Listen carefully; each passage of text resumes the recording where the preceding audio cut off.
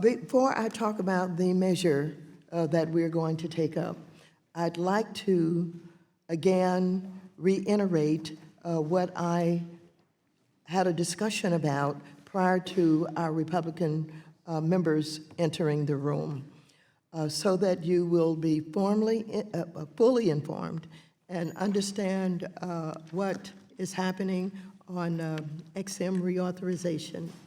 I want you to know that what we decided on this side of the aisle, we have a consensus that everyone wants to see XM reauthorized, that there's a feeling that it is beneficial to our neighborhoods, our communities, our country, that we're able to strengthen our export possibilities.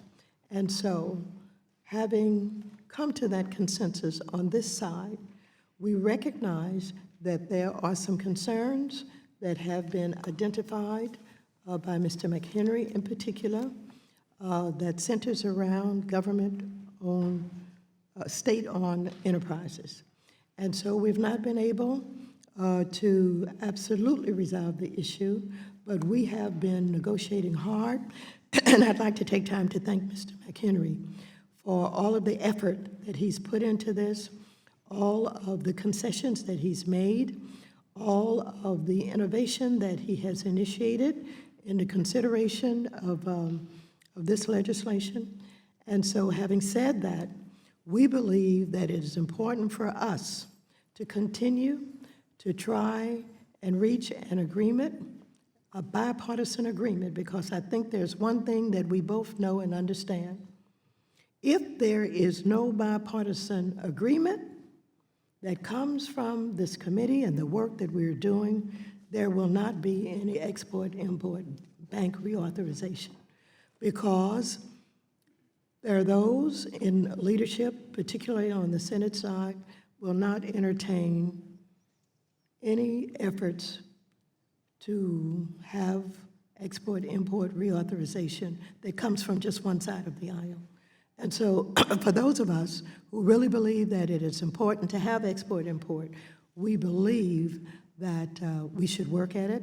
We should give people the opportunity who have not had that opportunity to go back to their districts and engage with their businesses and with their interested parties, because some people have said they have not gotten the response that they needed.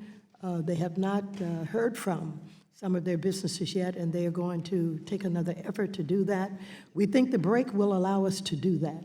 And so what I have decided is that I am not giving up, and of course, I am asking Mr. McHenry to not give up, because I think he is committed to the idea that we should have an export-import bank, that we have issues that we must deal with, particularly the one issue that I just alluded to. And with that, we will not move to a markup on XM today. We will take up Mr. Chuy Garcia's bill. That is a bill for safe housing for families. That is H.R. 1690, the Safe Housing for Families Act of 2019. And so with that, I'm going to go ahead and yield to the ranking member, Mr. McHenry, for his opening statement.